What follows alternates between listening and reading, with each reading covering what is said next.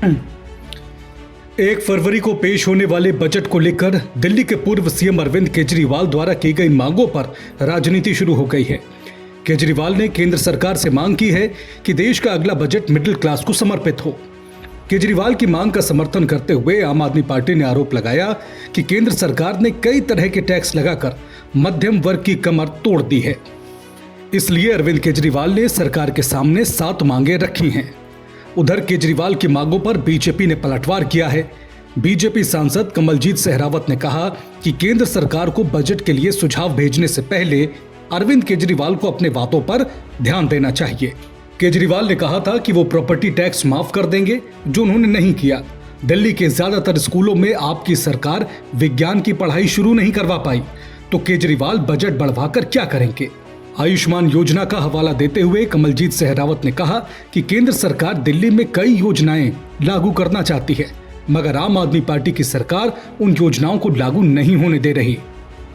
दरअसल आज press conference कर आप संयोजक अरविंद केजरीवाल ने केंद्र सरकार से शिक्षा बजट को बढ़ाकर 10% करने, स्वास्थ्य बजट में वृद्धि करने, जरूरी वस्तुओं से जीएसटी हटाने, देश के सभी अस्पतालों में वरिष्ठ नागरिकों के लिए मुफ्त इलाज की व्यवस्था करने जैसी मांगे रखी थीं।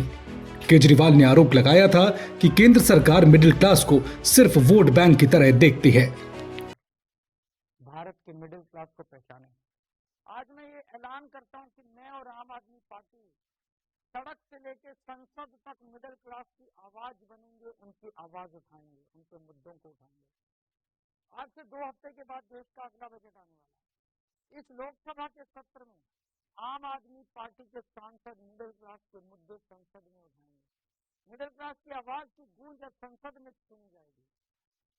हम ये मांग करते हैं कि देश का अगला बजट मिडिल क्लास को समर्पित हो। आज मैं केंद्र सरकार से 7 डिमांड कर रहा हूँ, 7 पॉइंट डिमांड मिडिल क्लास की तरफ। पहला, शिक्षा का बजट 2% से बढ़ा के 10% किया जाए। प्राइवेट स्कूलों की फीस पे लगाम लगाई जाए पूरे देश में। दूसरा, उच्च शिक्षा के लिए, हायर एजुकेशन के लिए सब्सिडी और स्कॉलरशिप दी जाए। तीसरा, हेल्थ का बजट भी बढ़ा के 10% किया जाए और हेल्थ इंश्योरेंस से टैक्स हटाया जाए। चौथा, इनकम टैक्स की छूट की सीमा को 7 लाख से बढ़ा के कम से कम 10 लाख किया जाए। पांचवा, एसेंशियल कमोडिटीज के ऊपर, आवश्यक वस्तुओं के ऊपर से जीएसटी खत्म किया जाए। छठा, सीनियर सिटीजन के लिए मजबूत रिटायरमेंट प्लान और पेंशन की योजनाएं बनाई जाएं और देश भर में सभी सरकारी और प्राइवेट अस्पतालों में सीनियर सिटीजन को मुफ्त और अच्छा इलाज दिया जाए।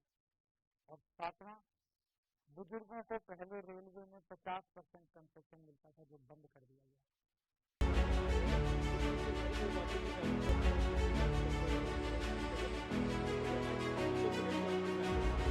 देखिए, मुझे लगता है कि सबसे ज्यादा असर जो आम आदमी पार्टी ने, अरविंद केजरीवाल जी की सरकार ने मिडिल क्लास के ऊपर किया है, वो है बचत।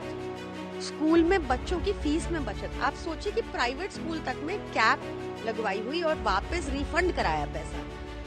बिजली के बिल में बचत, देश की सबसे सस्ती बिजली आपको दिल्ली में मिलती है, वहां बचत। पानी में बचत, पानी आपको मुफ्त मिलता है, पानी का बिल नहीं आता है, उसमें बचत। तमाम पैसे अरविंद केजरीवाल जी ने दिल्ली की जनता के बचाए, उनकी जेब में भरे। वहीं उसके विपरीत केंद्र सरकार है जिसने हर तरह का टैक्स लगाकर जनता की कमर तोड़ी है, स्पेशली मिडिल क्लास जनता की कमर तोड़ी है। टैक्स पे टैक्स, जीवन से लेकर मरने तक टैक्स लगा दिया है। इसलिए अरविंद केजरीवाल जी ने आज केंद्र सरकार के सामने 7 डिमांड रखी। उसमें, क्योंकि आपको पता है शिक्षा हमारे लिए सबसे महत्वपूर्ण विषय है, शिक्षा का बजट बढ़ाना होगा केंद्र सरकार को, जो आज मात्र 2% है, उसको 10% करना होगा। शिक्षा को फ्री करना होगा। प्राइवेट स्कूलों के फी को कैप करना होगा। जो कंसेशन सीनियर सिटीजन्स को मिलता था, फॉर इंस्टेंस, जहां 50% उनको रिजर्वेशन कंसेशन मिलता था टिकट रिजर्वेशन में रेलवे की, उसको वापस लाना चाहिए। उसको क्यों खत्म किया? क्या सोशल सिक्योरिटी है हमारे बुजुर्ग लोगों के पास देश में? उसके लिए जरूरी है ऐसे कंसेशन। अरविंद केजरीवाल जी ने बताया कि मिडिल क्लास एक ऐसा तबका है जिसको हर सरकार ने निग्लेक्ट किया है और आश्वासन दिया है कि अब अरविंद केजरीवाल सड़क से लेकर संसद तक, आम आदमी पार्टी सड़क से लेकर संसद तक इस मुद्दे को उठाती रहेगी। केंद्रीय सरकार को बजट में अपना सजेशन भेजने से पहले अरविंद केजरीवाल जी को अपने किए हुए वादों के ऊपर ध्यान करना चाहिए। प्रॉपर्टी टैक्स निगम में आते ही माफ कर दूंगा, एक आम आदमी के ऊपर पड़ने वाला टैक्स निगम में आने के बाद भी 2 साल तक उस टैक्स को कम नहीं किया, उल्टा सीलिंग के नोटिस दे दिए हैं। दिल्ली में शिक्षा के बजट की बात कर रहे हैं। आज शिक्षा में आपने जो अपना बजट खर्चा है और जो सेंटर ने दिया है, उससे दिल्ली के 1038 में स्कूलों में से मात्र 340 में साइंस पढ़ाई जाती है। आप साइंस शुरू नहीं कर पाए, बजट बढ़वाकर आप क्या करेंगे? दिल्ली में पॉल्यूशन के नाम पर 1% सेस चार्ज किया जाता है, एनवायरमेंट सेस दिल्ली को मिलता है, उस पैसे को आपने भ्रष्टाचार की भेंट चढ़ा दिया। दिल्ली को सेंट्रल गवर्नमेंट अनेक तरह की फैसिलिटीज देना चाहती है, आयुष्मान कार्ड लागू करने की बात की, आपने अपनी जिद के अंदर दिल्ली में आयुष्मान कार्ड लागू नहीं होने दिया। 90,000 राशन कार्ड आप बना सकते थे दिल्ली वालों को एक बोझ से बचाने के लिए कि उनको राशन न खरीदना पड़े, आपने बनाए नहीं। गरीब आदमी को राशन कार्ड पे जो मिलता है राशन वो भी मिलता, और प्रधानमंत्री जी का जो 5 किलो प्रति व्यक्ति राशन है वो भी मिलता, आपने वो भी मिलने नहीं दिया। यमुना के सफाई के नाम पर आपको 3,000 करोड़ रुपए दिए गए, उसका कोई हिसाब किताब नहीं है। तो अरविंद केजरीवाल जी, आप अपनी रिपोर्ट कार्ड, अपने बजट की बात करिए।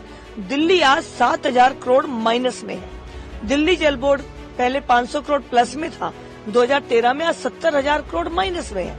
तो पहले आप अपनी बजटिंग देखिए, फिर किसी और से मांग करिएगा।